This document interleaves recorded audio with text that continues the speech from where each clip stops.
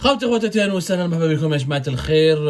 que vous allez bien, j'espère que vous vous portez bien, j'espère que votre santé, tout se passe bien pour vous.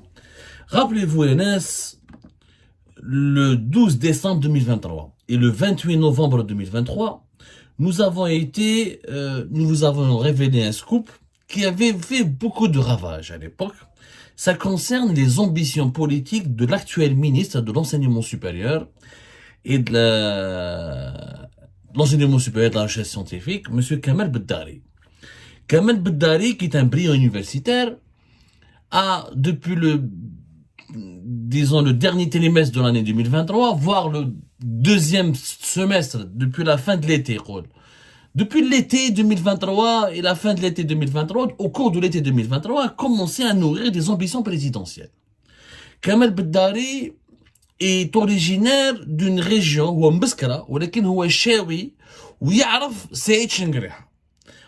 On prête même des liens d'amitié et une certaine proximité entre Kamel Beddari, l'actuel ministre de l'enseignement supérieur, et Saïd Chengreha. Et dans plusieurs rencontres officielles ou la formelle, lorsqu'il y a le gouvernement, lorsqu'il y a des cérémonies officielles, où les ministres, les membres du gouvernement sont présents, et que les membres de l'état-major de l'armée sont aussi présents, on voit toujours des apartés, où il y a des salutations très chaleureuses, et des relations vraiment amicales entre Saïd Chengreha et Kamel Beddari.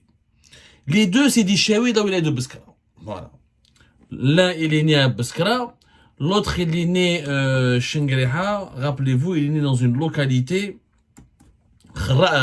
Kantara. Normalement, il est de Kantara, exactement, qui géographiquement appartient dans Wilaya de Beskra, mais elle fait partie du pays Chaoui. Les deux sont Chaoui, les deux ont des bonnes relations, on leur prête même une relation d'amitié, des connaissances, des intermédiaires. Plusieurs membres de l'entourage de Chengreha connaissent aussi Kamel Beddari. Kamel Beddari affiché, on a fait Algérie Part, avec son entourage direct. On a parlé qu'il voulait se présenter aux élections présidentielles, qu'il a même commencé à activer dans les coulisses du pouvoir, à parler avec l'entourage de Chengreha. Il aurait envoyé des messages à Saïd Chengreha. Il a même tâté le pouls au sein du gouvernement. Son entourage a commencé à bouger avec les médias, avec les diplomates étrangers. Il a commencé à vendre sa personnalité, son profil comme étant quelqu'un qui pourrait être le plan B du pouvoir algérien, au cas où Abdelmajid Tebboune ne pourrait pas briguer un deuxième mandat. Et il est vrai que Kamel Beddari a un profil très intéressant.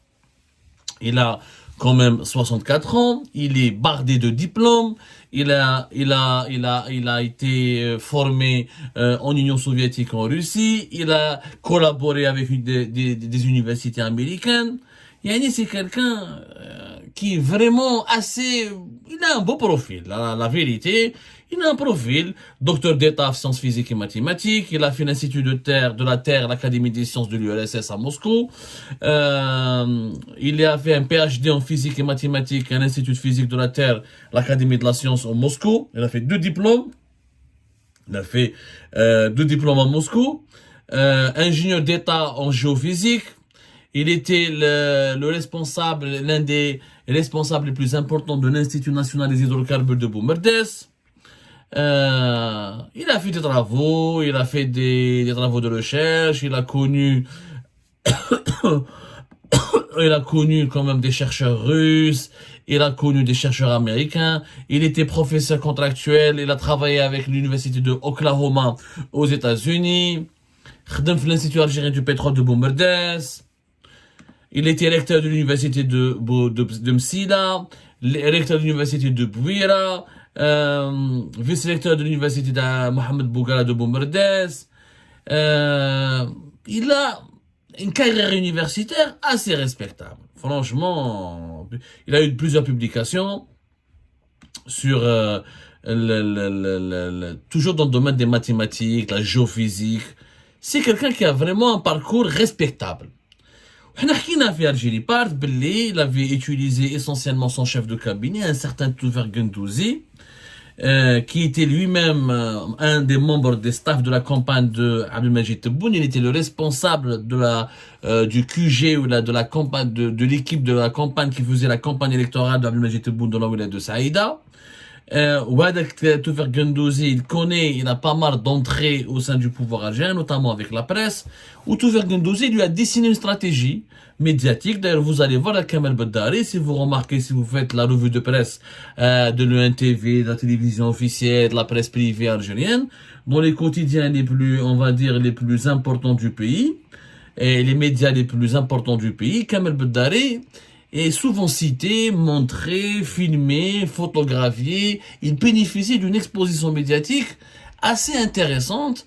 En tout cas, il bénéficie d'une exposition médiatique beaucoup plus positive et beaucoup plus importante et considérable que ses autres collègues membres du gouvernement. Moi, les révélations de l'Idernahum, c'est vrai, on a jeté un pavé dans la mare, les gens se sont intéressés à lui, il s'avère que, c'est que ses ambitions ont commencé à déranger. Il y a des gens au sein de l'entourage de Abdelmajid Tebboune notamment, et peut-être même Abdelmajid Tebboune en personne, n'ont pas du tout apprécié le fait qu'un média comme Algérie Part dévoile, révèle les ambitions présidentielles de Kamel Beddari. Donc, des gens ont commencé à avoir peur de lui, visiblement. Et aujourd'hui, c'est vrai qu'il est toujours ministre de l'enseignement supérieur, qui n'a pas été limogé. Ça aurait été...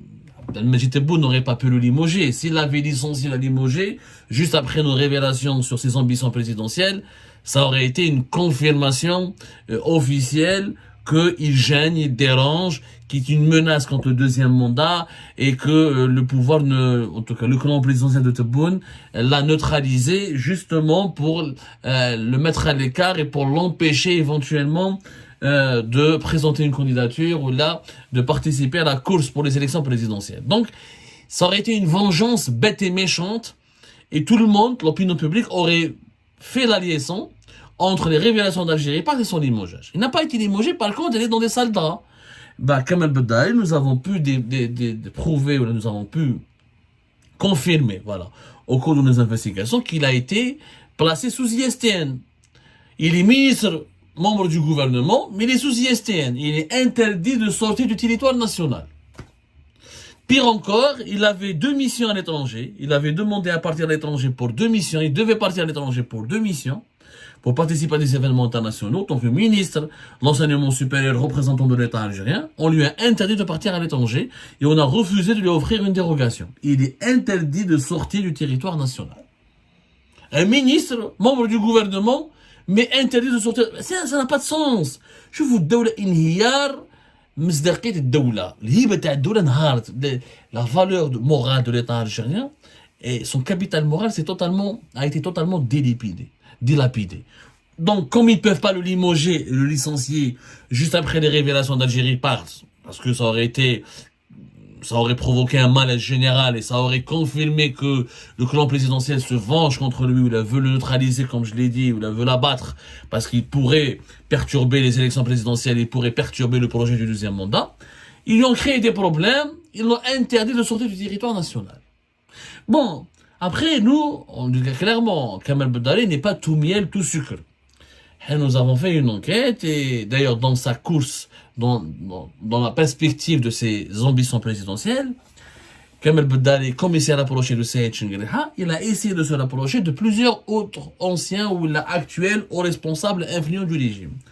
Avant d'être limogé, Farid Zindine Benchir, le patron de la police algérienne, c'était lié à Kamel Beddari, ou plutôt c'est Kamel Beddari qui avait fait les yeux doux à Benchir pour gagner son amitié, pour gagner son soutien, au cas où il aurait eu besoin de l'appui de la police. Le patron de la DGSN en Algérie, ça reste quand même l'un des personnages les plus influents de l'État, surtout que Benchir a accumulé un pouvoir et une influence certaine et incontournable de 2021 et 2023.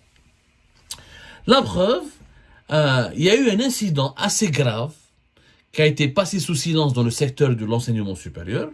Le 1er décembre 2022, il y avait la directrice de l'école supérieure d'enseignement de Qubba, Madame Raziqa Mahdawi, qui est décédée, qui est morte dans des conditions troublantes, juste après une entrevue privée avec son ministre Kamel Beddari. Kamel Beddari tlaqa biha, il y a eu une entrevue privée. Juste après cette entrevue, elle est morte. Visiblement, un arrêt cardiaque. On n'a jamais voulu préciser exactement les circonstances de sa mort.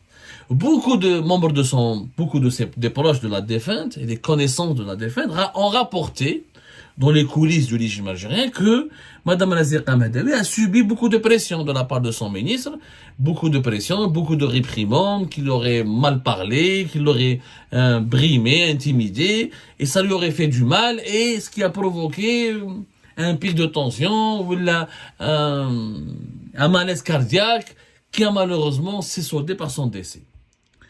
La police devait faire une enquête. Parce que voilà, un cadre, ça reste un cadre de l'État, Madame Razika Mahdaoui, et la défunte était un cadre de l'État, elle a sorti de nous trouver avec le ministre, elle meurt, il fallait une enquête. Mais c'est Farid Zine Benchir, il a étouffé cette enquête. Cette enquête de la police n'a jamais été menée. N'a jamais été menée sérieusement, donc, et la police n'a pas planché sur les drames, sur les causes de ce drame. Qu'est-ce qui s'est passé pendant cette entrevue privée avec Kamel Beddari, le ministre de l'Enseignement supérieur? Quelles étaient ces pressions, ou la nature de ces pressions qui ont été exercées sur Madame Razika Mahdaoui? On n'en saura jamais la vérité parce que la police n'a jamais enquêté. Comme par hasard, et ça se voit que Kamel Beddari renvoie l'ascenseur à Benchir, à l'ancien patron de la DGSN, de la police algérienne. Qu'est-ce qu'il fait? Juste après avoir mis fin à l'enquête, Benchir, l'une de ses amies, une copine à Benchir, se retrouve nommée comme directrice au niveau du ministère, de directrice centrale au niveau du ministère de l'Enseignement supérieur. Et Kamel Beddari a recruté une amie proche de Farid Zine Benchir au niveau du ministère de l'Enseignement supérieur. Ça se voit, c'est lui a renvoyé l'ascenseur. Donc il y a eu une alliance avérée Ben Kamel Beddari au Farid Zine Benchir. Donc Kamel Beddari il ne s'est pas contenté, ou là, ne s'était pas contenté en tout cas, en 2022 et en 2023, de se rapprocher uniquement de Saïd Chengerha et de l'armée. Il voulait draguer le clan présidentiel, il voulait draguer d'autres institutions, d'autres hauts responsables des services de sécurité, parce qu'il voulait préparer le terrain à ses ambitions présidentielles.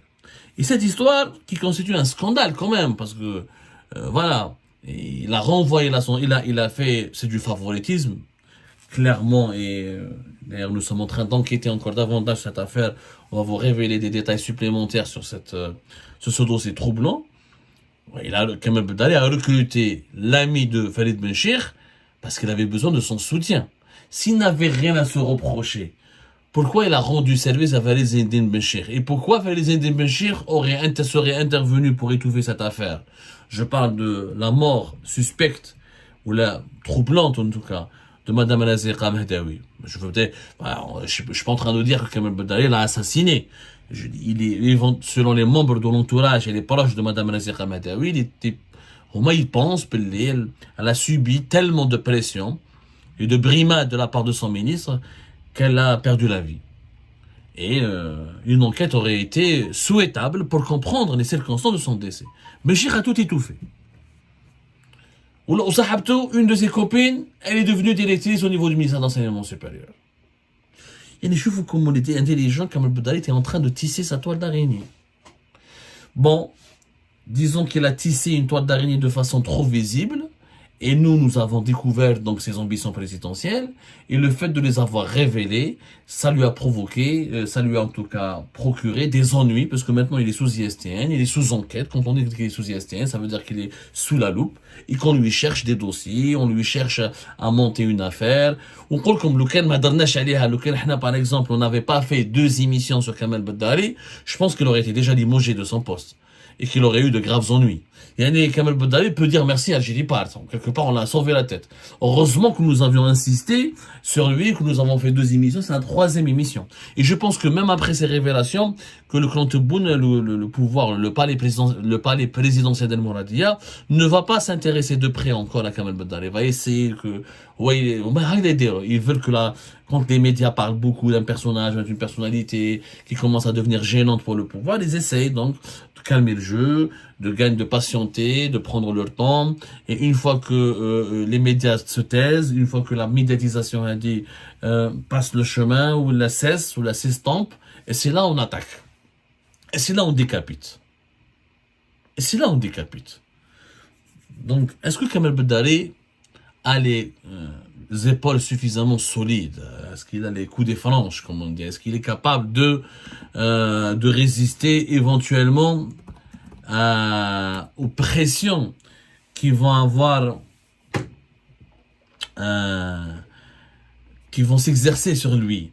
Est-ce qu'il pourra résister aux menaces, aux intimidations, aux coups bas qui l'attendent dans les salons du Sirail?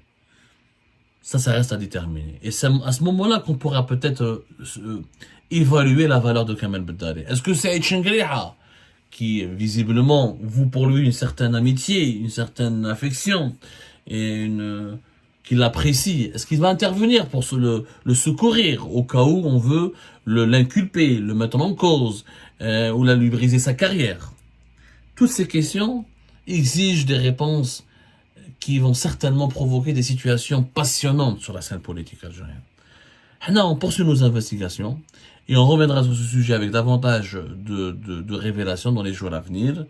Le dossier Kamel Beddari est l'une des clés qui va nous permettre de comprendre ce qui va se passer lors des prochaines élections présidentielles qui, selon, encore une fois, la PS et la réaction violente et virulente et mal élevée et obscène de la PS, sont maintenues.